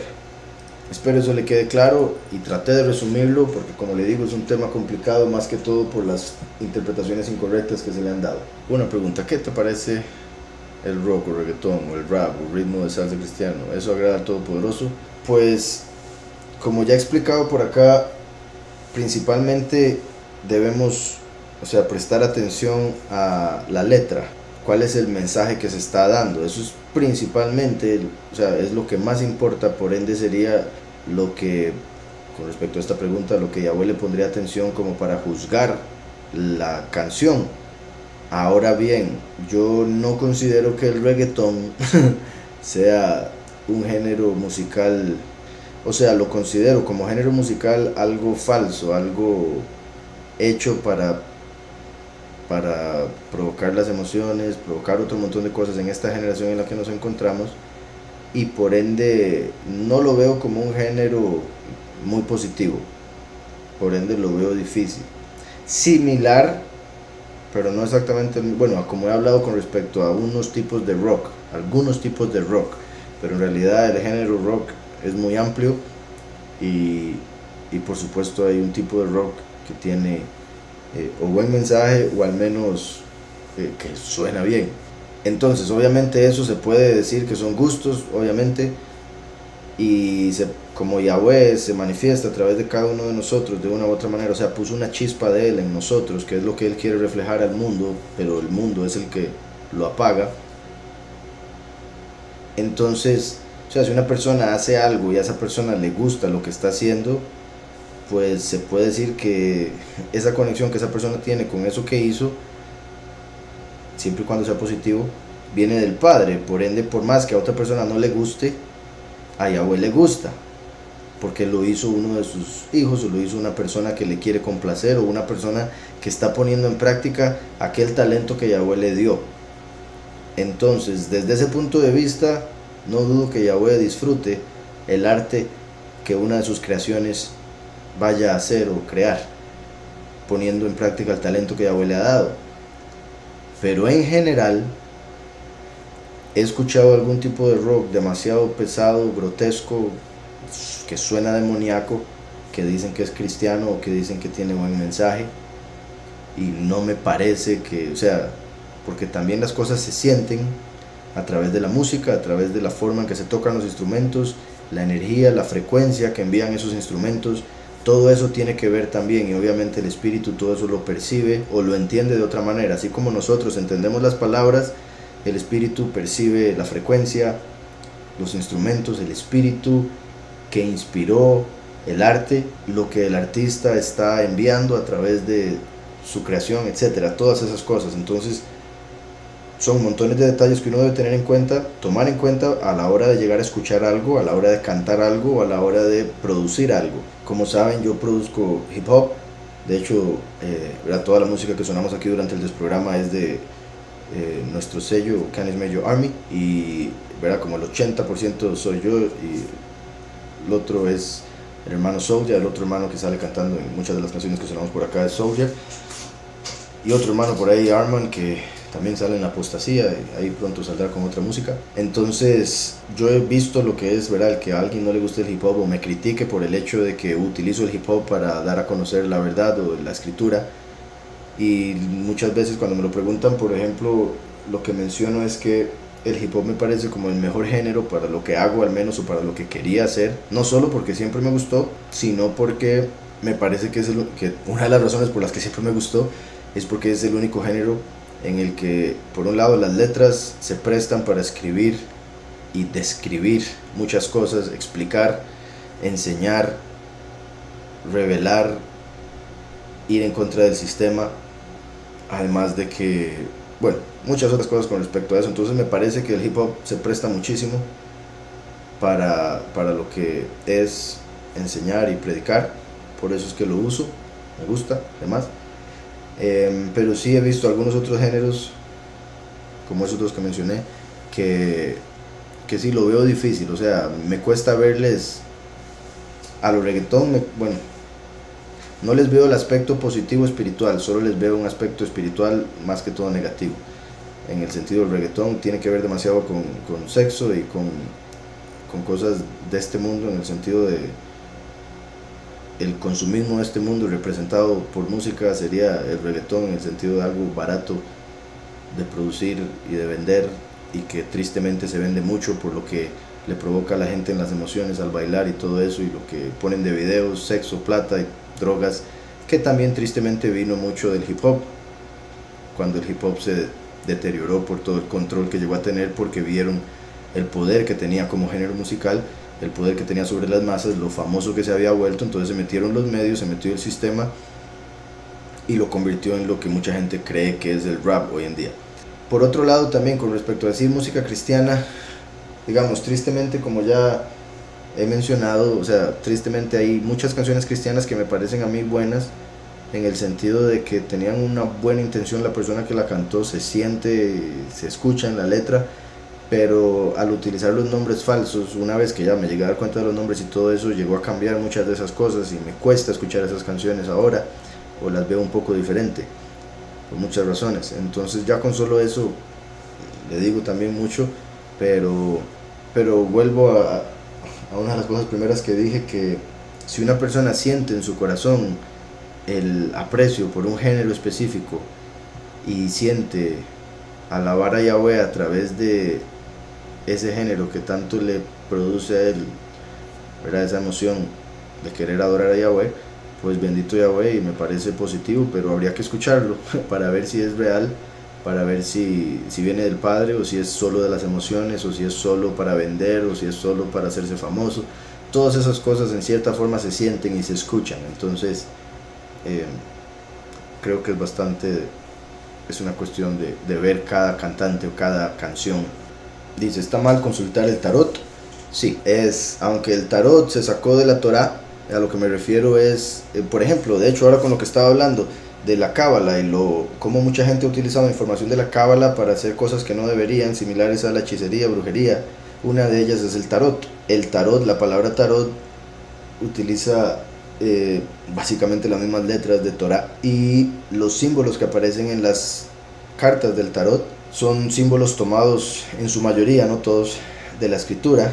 Se mezclan también con los astros y, ¿verdad?, los signos del zodiaco y demás. También de hecho las cartas del tarot se dice son la base o las originales de las cuales vinieron las cartas de jugar póker y verdad, todos los juegos de azar que se usan cartas, también esas mismas cartas curiosamente se usan para hacer trucos de magia. Entonces ahí se puede ver cómo las cartas de juego de casino, lo cual es algo también negativo, tienen un origen negativo puesto que vienen del tarot, y curiosamente se conectan en el hecho de que los magos suelen usar cartas de juego para hacer magia. Entonces eso mismo muestra la conexión entre todo eso.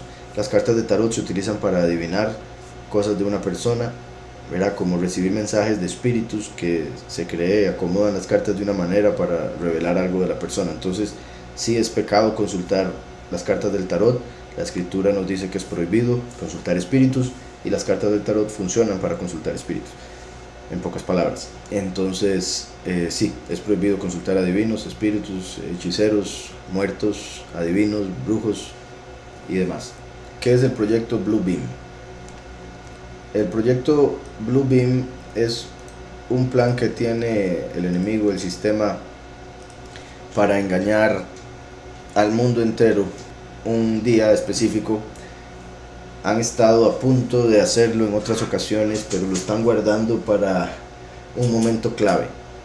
Y ese momento clave, considero por muchas razones, que va a ser la manifestación de la abominación desoladora.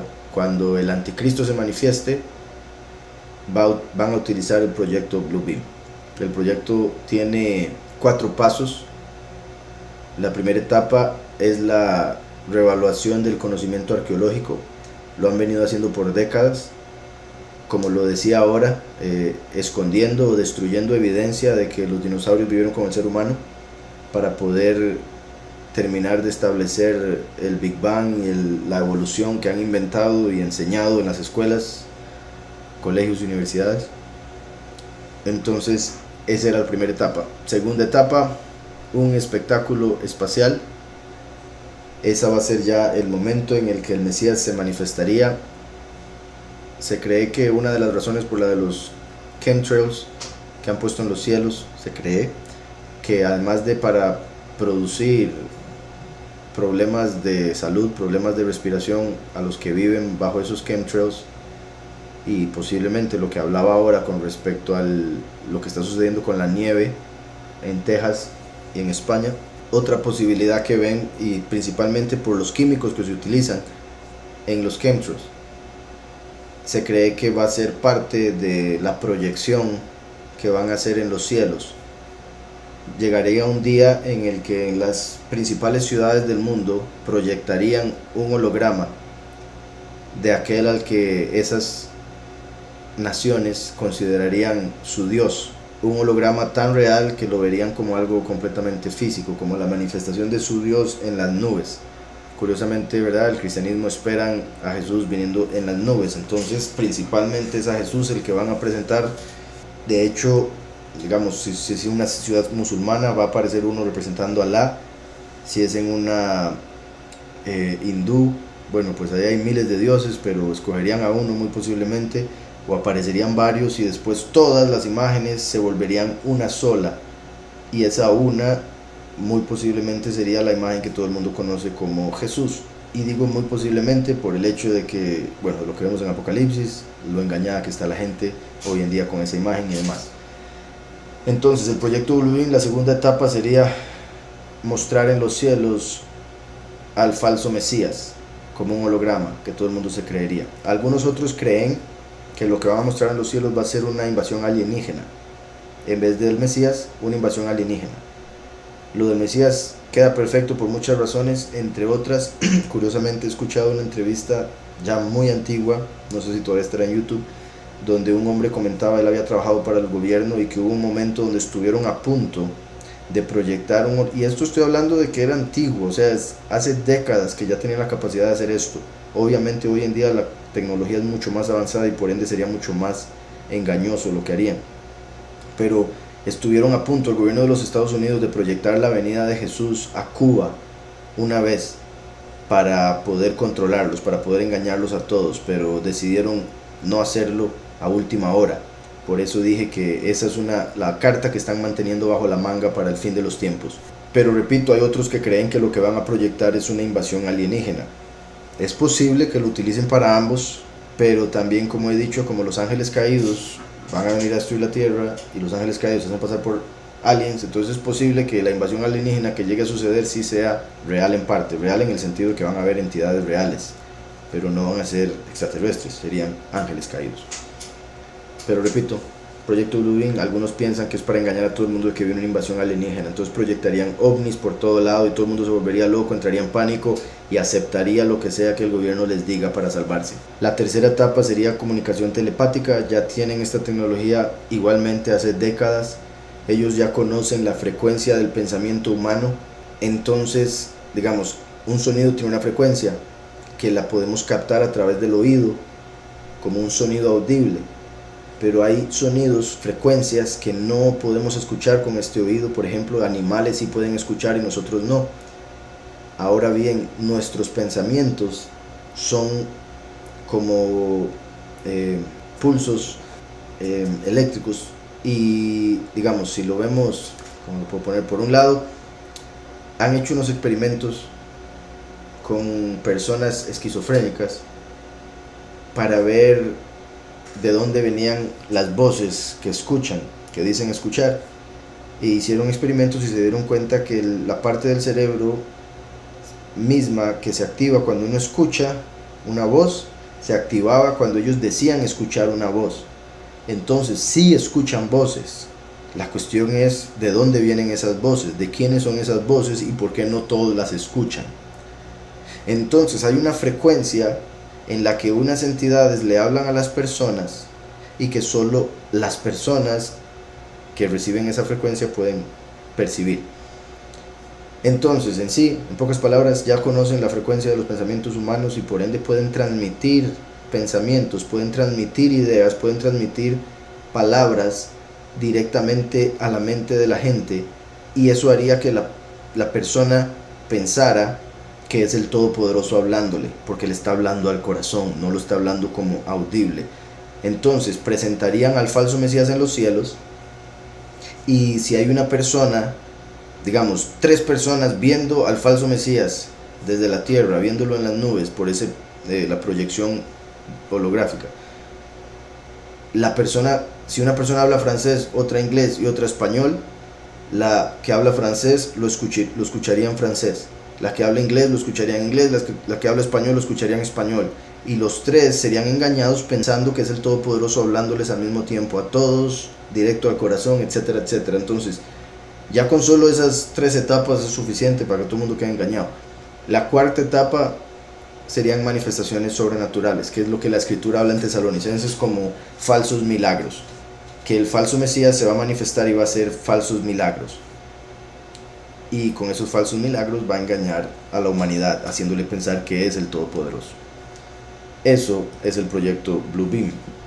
¿Por qué se convencería a la gente de que los dos testigos son malos? La gente va a pensar que los dos testigos son malos porque van a estar en contra de Jesús, van a estar en contra de Dios, porque son nombres falsos, y la gente no va a entender. La gente va a pensar que están en contra del Todopoderoso y de su Hijo. Pero al ellos estar en contra de los falsos nombres y mencionar la falsedad del cristianismo, los cristianos los van a odiar. Al mencionar la falsedad del judaísmo, los judíos los van a odiar. Al mencionar la falsedad del islam, los musulmanes los van a odiar. Al, repito, decir que Jesús es falso y que el falso Mesías aparecería con ese nombre y esa imagen, les van a decir que son falsos profetas, que son herejes, que son blasfemos. El hecho de que no van a venir de ninguna religión específica va a hacer que todas las religiones los odien por igual.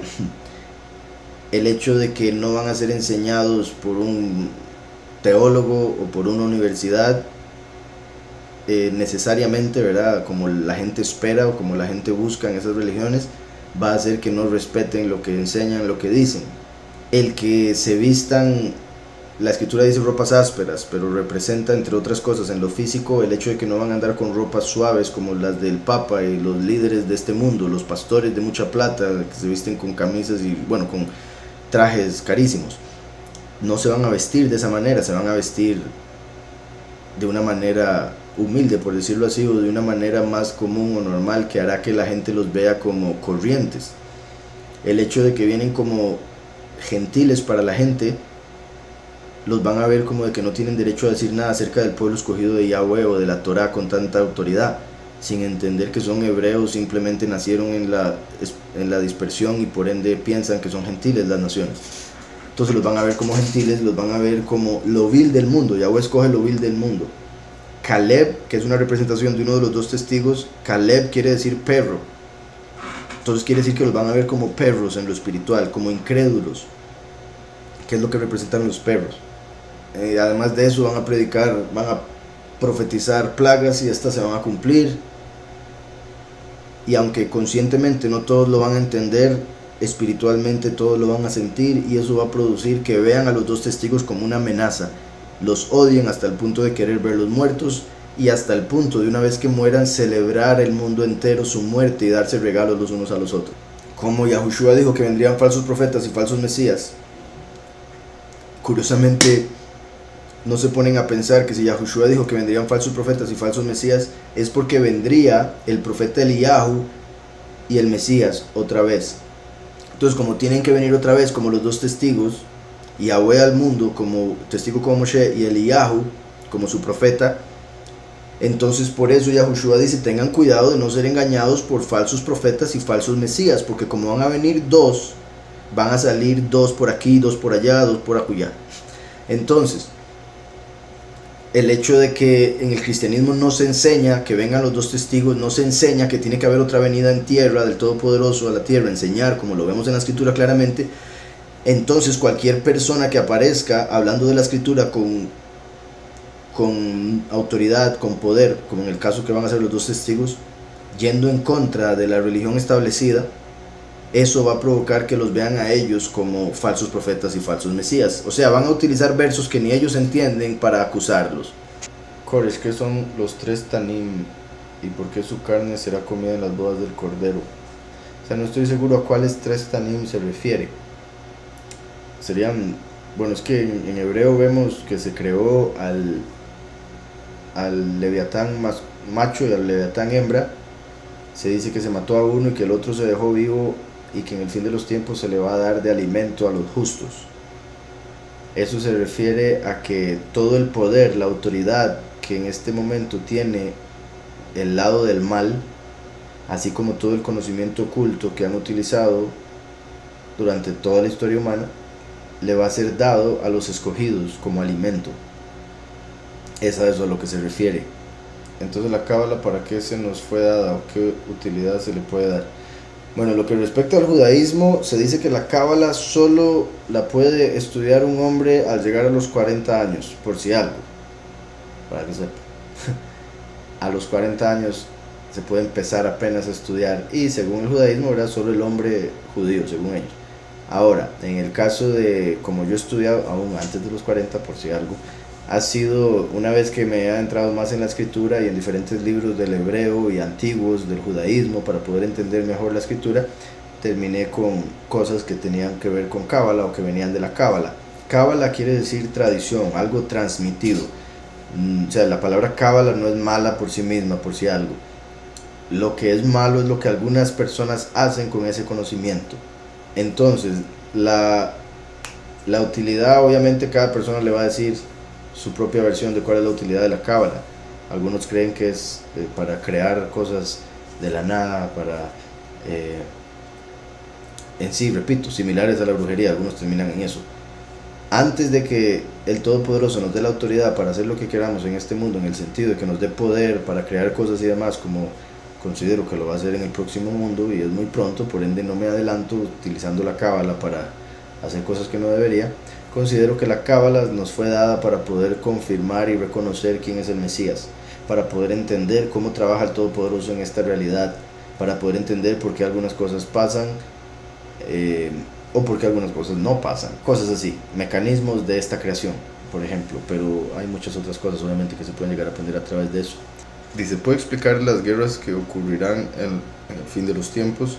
Según lo que le entiendo, según las guerras que veo en el Apocalipsis, pues le menciono. En Apocalipsis 6 vemos que se abre el segundo sello, y el segundo sello es un caballo rojo representando la sangre que va a ser derramada, y al jinete del mismo se le da una espada muy grande que representa mucho poder para que quite la paz del mundo. En el segundo sello, un hombre va a salir en el mundo que va a tomar control a través de la tercera guerra mundial. O sea, todo parece indicar, según lo que vemos en la escritura, el segundo sello sería el inicio de lo que, según lo que hemos visto en la historia, lo que se llamaría la tercera guerra mundial, y saldría un hombre que vencería en esa guerra mundial de alguna manera y haría que la gente crea que él debería gobernar el mundo entero.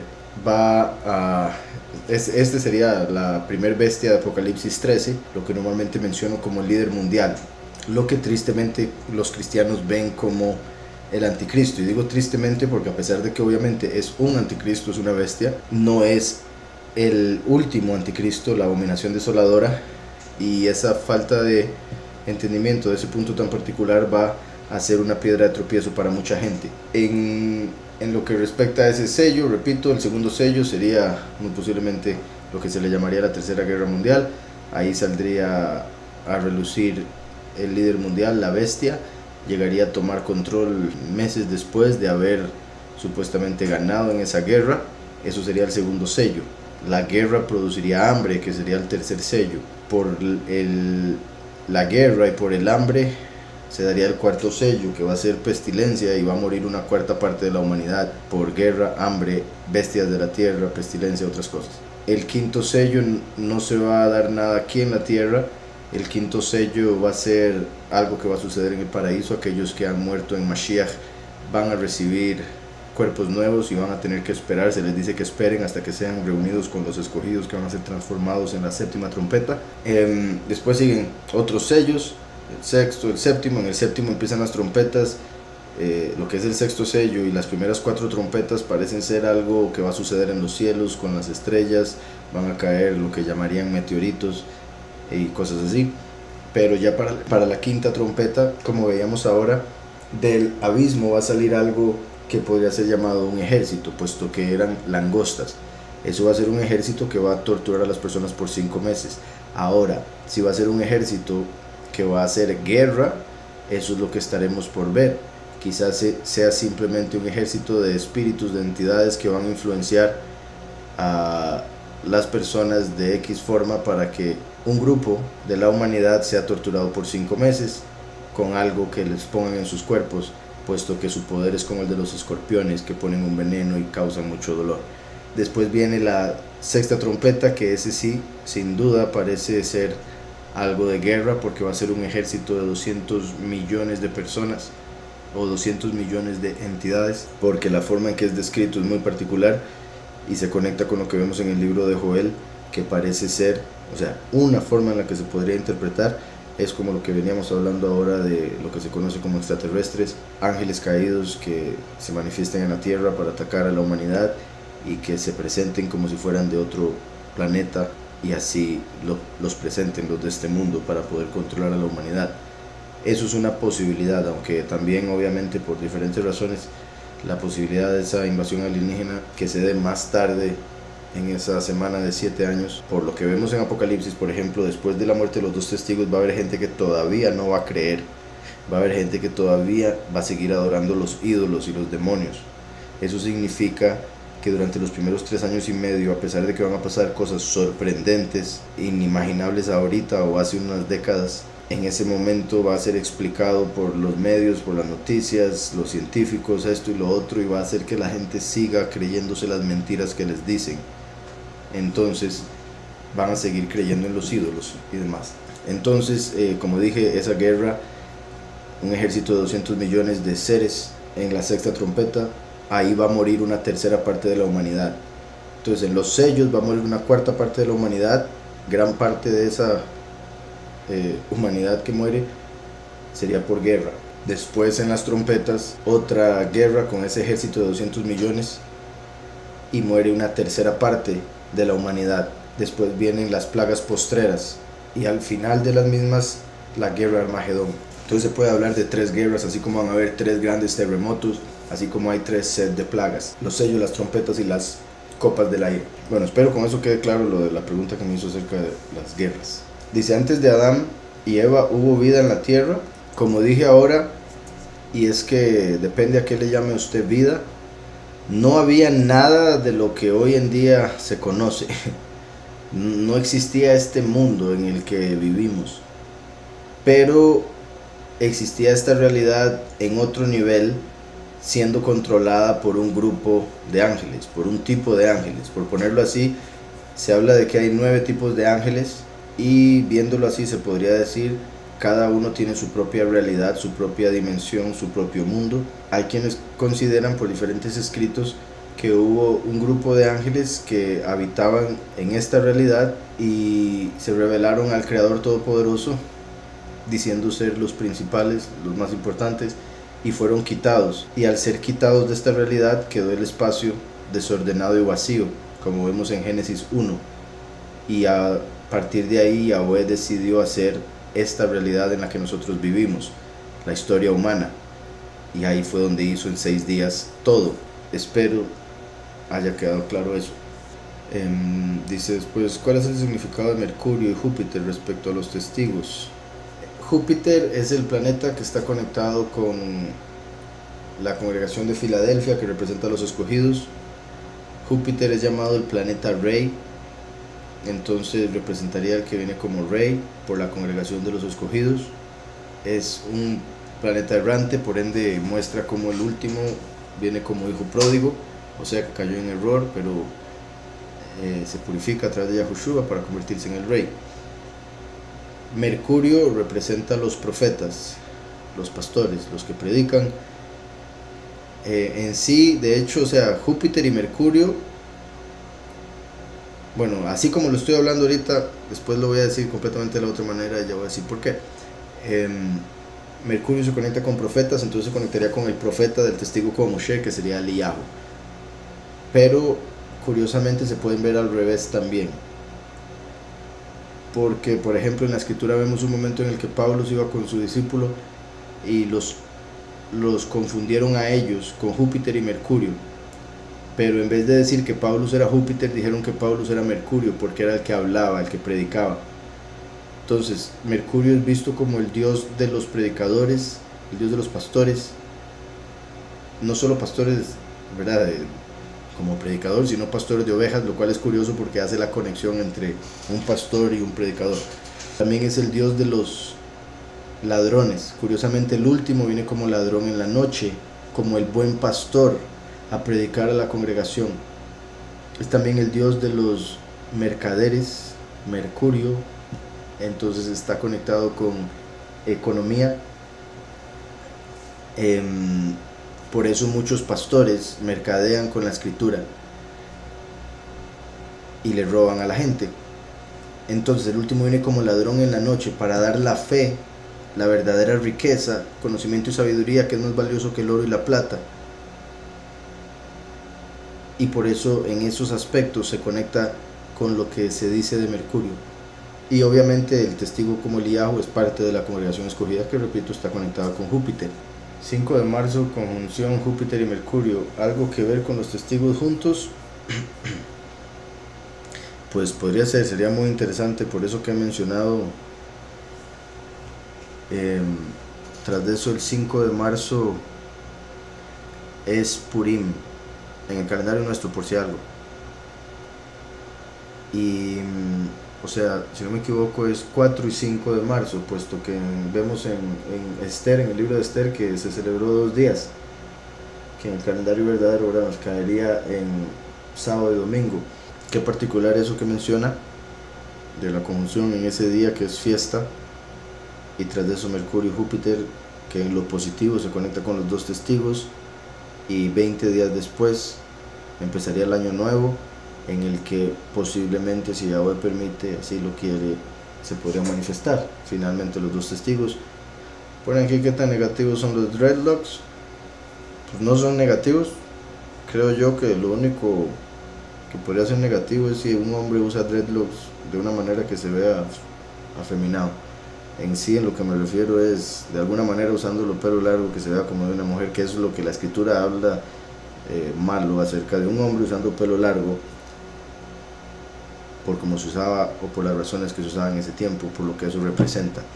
Pero en la escritura vemos personas que parece indicar la escritura que tenían dreadlocks, solo que andarían turbante o los andarían amarrados de manera acomodada, de alguna manera específica. Pero sí, o sea, tener dreadlocks no es pecado. Entonces, en sí, por como me lo pregunta, pues no, todo bien. ¿Puedes comentar a qué se refiere Marcos 13:26? Vamos a ver, Marcos 13:26. Dice: entonces verán al Hijo del Hombre que vendrá en las nubes con gran poder y estima. Aquí está hablando de cuando el Hijo del Hombre va a cosechar a los 144,000 escogidos. Y los muchos después van a morir al no ser escogidos por no haber aceptado la verdad a tiempo. Entonces, por lo que dice aquí, los 144,000 ya se van a ver con Mashiach, pero cabe la posibilidad de que los muchos vean algo, vean al Hijo del Hombre literalmente en las nubes recogiendo los escogidos, por lo que dice aquí. Entonces verán al Hijo del Hombre que vendrá en las nubes con gran poder y estima.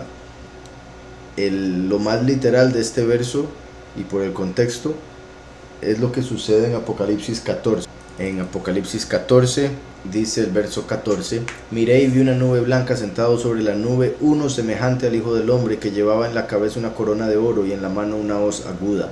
Y otro malaj salió del templo gritando a gran voz al que estaba sentado sobre la nube: mete tu hoz y ciega, porque la hora de cegar ha llegado, pues la mies de la tierra está madura. El que estaba sentado sobre la nube metió su hoz en la tierra y la tierra fue cegada. Entonces es cuando el trigo, los 144,000 son cosechados. Es ahí cuando el Hijo del Hombre aparece sobre la nube. Y por eso es que en Marcos, después de decir eso, dice: entonces verán al Hijo del Hombre que vendrá en las nubes con gran poder y estima. Entonces enviará a sus malachim, a sus ángeles, y juntará a sus escogidos de los 4 vientos, desde el extremo de la tierra hasta el extremo del cielo, que es lo que acabamos de ver en Apocalipsis 14. Entonces, espero eso quede claro. Continúo. Me dicen aquí: ¿cuál es la forma correcta de recibir el bautismo de aguas, o cómo es el proceso? Pues el de agua En sí, bueno, principalmente considero que debería ser un río, si tomamos el ejemplo del Jardín donde fue inmerso Yahushua, puesto que representaría cómo el río se lleva todos los pecados al Seol, representando el río que va al mar, representa la vida del hombre, que desde que nace desciende hacia el Seol, y por eso fue inmerso Yahushua en el Jardín, que quiere decir el que desciende, ¿verdad? Conocido como Jordán. Entonces, yo considero que un río sería como lo mejor, si vamos a hacer la inmersión en agua, que es un símbolo, es una representación de algo más profundo, ser inmerso en el Espíritu, ser inmerso en su nombre, a través del cual viene su Espíritu, puesto que Juan el Bautista dijo, yo los inmerso en agua, pero vendrá uno que los inmersará en el Espíritu, y eso es lo principal.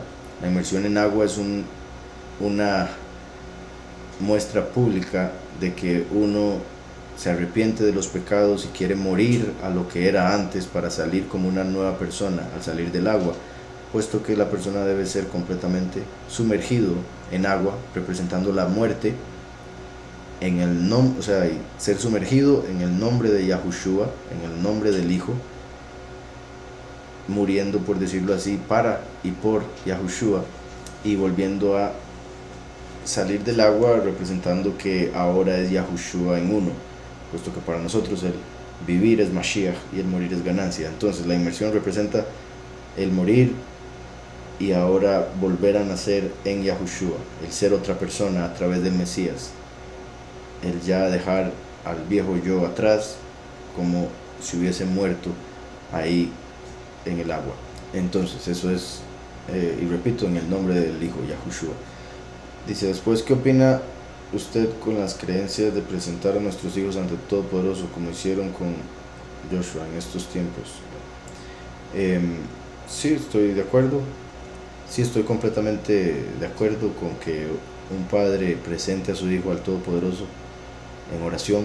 En sí, digamos, así como obviamente un hombre debería también orar cuando quiere ser padre y demás, orar por que Yahweh mande un hijo apartado, un hombre apartado, etcétera, o bueno, una mujer, obviamente, alguien justo, sabio, prudente, etcétera, etcétera, todas esas cosas pedirlas en oración, tanto cuando la mujer queda embarazada y demás, así como también una vez que el niño nace, primero darle toda rabá, mostrarle todo el agradecimiento al Todopoderoso por haberlo enviado, por la bendición, etcétera, y al mismo tiempo pedirle a Yahweh la protección, la cobertura, la guianza y que le provea todo lo que vaya a necesitar, etcétera, etcétera, desde que el niño nace, poniendo así una bendición sobre el niño. Me parece muy importante, ya que Yahweh pone una autoridad muy grande sobre los padres, como para lo que ellos confiesen sobre sus hijos se cumpla. Por ende es muy peligroso muchas veces cuando los padres dicen cosas a sus hijos como tratarlos mal, decirles tontos, decirles que no sirven para nada. Están manifestando eso en sus hijos. Al decirlo, más se va a dar, si es que lo piensan así, ¿verdad? Porque no necesariamente es una realidad, pero si lo piensan así y lo dicen, se puede llegar a convertir en una realidad por muchas razones también, ¿verdad? Por la influencia que tienen los padres sobre los hijos es inmensa, es gigante. Explícame por favor el libro de Filipenses capítulo 3 versos 20 y 21. Dice, pero nuestra ciudadanía está en los cielos, o sea, por más que uno haya nacido en este mundo, uno no es de este mundo. Por más que uno tenga una ciudadanía en un país donde haya nacido, al nacer de nuevo somos del cielo, puesto que Yahushua es del cielo, y al nacer de nuevo nacemos como parte de Mashiach, de su cuerpo, puesto que la congregación es el cuerpo de Mashiach. Entonces somos en realidad del cielo, nuestra ciudadanía es celestial. No es de este mundo, no de lo temporal, sino de lo eterno. Entonces dice, pero nuestra ciudadanía está en los cielos, de donde también esperamos al Salvador, al soberano Yahushua HaMashiach. Él transformará nuestro cuerpo mortal en un cuerpo exaltado, semejante al suyo. Una vez que Yahushua resucitó, su cuerpo fue exaltado por encima de lo que ya había sido cuando anduvo haciendo milagros en la tierra con los discípulos. Una vez que murió y resucitó, recibió todavía más, y su cuerpo llegó a ser lo que se mostró, por decirlo así, durante la transfiguración. La transfiguración fue como una probadita de lo que llegaría a recibir Mashiach en su cuerpo al resucitar. Por eso también Yahushua les dijo a los discípulos que no dijeran nada acerca de la transfiguración hasta que Él fuese exaltado, o sea, resucitado. Y en la transformación los 144.000 van a ser transformados, como dice Pablo, en un abrir y cerrar de ojos, y en ese instante los 144.000 van a tener un cuerpo como el de Mashiach. Y eso quiere decir un cuerpo que no se enferma, un cuerpo que no muere, una persona que puede cambiar su apariencia, puede desaparecer y aparecer, puede teletransportarse a la velocidad del pensamiento, etc.